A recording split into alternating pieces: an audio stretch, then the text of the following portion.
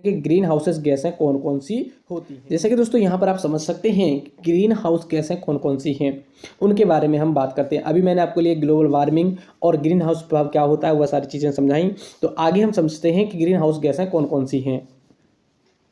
यहाँ से दोस्तों बहुत ज़्यादा प्रश्न पूछे जाते हैं। जैसा कि आपको पता ही होगा कि ग्रीन हाउस गैसें कौन कौन सी होती हैं। सबसे ज़्यादा जो मुख्य गैस है वह होती है CO2, कहें तो CO2 यानी कि कार्बन डाइऑक्साइड गैस।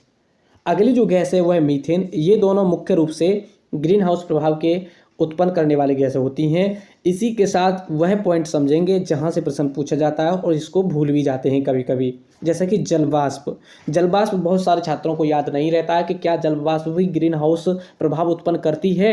तो जलवाष्प भी दोस्तों ग्रीन हाउस प्रभाव जो उत्पन्न करती है, इसको आप ध्यान रखेंगे। दूसरी है N2O, जिसको नाइट्रस ऑक्साइड गैस कहा जाता है। अगली जो गैसें हैं जैसे कि यहाँ पर आप समझेंगे, या फ्लोरीनीकृत गैसें जैसे क्लोरोफ्लोरोकार्बन, हाइड्रोफ्लोरोकार्बन, परफ्लोरोकार्बन और सल्फर हेक्साफ्लोरोकार्बन। इस तरीके से आप इनको ध्यान रखेंगे। यहाँ से दोस्तों कई बार प्रश्न पूछा गया है, इन गैसों को भी आप ध्यान में रखेंगे। यहाँ समझ सकते हैं ग्रीन हाउस जो वृद्धि किस तरीके से होती है, किस कारणों से होती है, ये आप जानते ही होंगे। यहाँ पर जो मैंने अभी आपके लिए टॉपिक बताया था दोस्तों, यहाँ से कई बार प्रश्न पूछा गया है कि ग्रीन हाउस गैसेस कौन सी होती हैं। CO2 गैस, CH4 गैस जिसको मीथेन गैस कहा जाता है, यह मुख्य रूप से ग्रीन हाउस गैसेस कहलाती